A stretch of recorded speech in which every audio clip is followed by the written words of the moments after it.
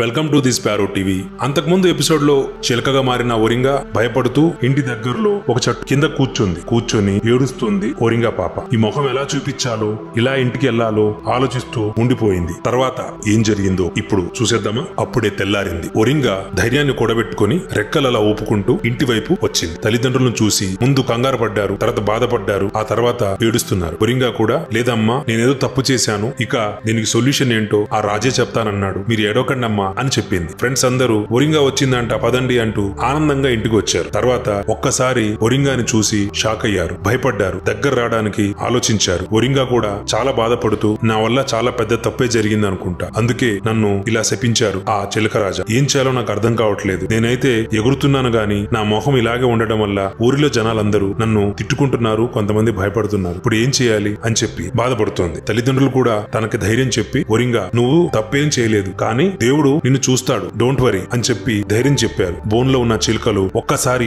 పక్క నవ్వడం మొదలు పెట్టాయి. ఒరింగా అంటుంది, ఏమిటి నన్ను చూసి మీరు నవ్వుతున్నారు అంటుంది. మరి నవ్వక రా, నువ్వు కూడా లోపలికి రా, మా బోన్ లో ఉండు, నీకు కూడా తెలుస్తుంది అని చెప్పి ఒరింగాతో మాట్లాడింది. ఒరింగా ఇంకా బాధపడుతూ కూర్చుంది. బోన్ లో ఉన్న చిలుకలన్నీ మళ్లీ నవ్వడం మొదలు పెట్టాయి. బాధపడుతున్నటువంటి ఒరింగాని స్నేహితులు అలాగే అమ్మా నాన్న దగ్గరకు వచ్చి, ఏడోక ఒరింగా, దీనికి ఏదో ఒక పరిష్కారం ఉంటుంది, ధైర్యంగా ఉండు. ఆ తర్వాత ఏం జరిగిందో, ఒరింగా మామూలు పరిస్థితికి వచ్చిందా లేదా నెక్స్ట్ ఎపిసోడ్ లో చూద్దాం.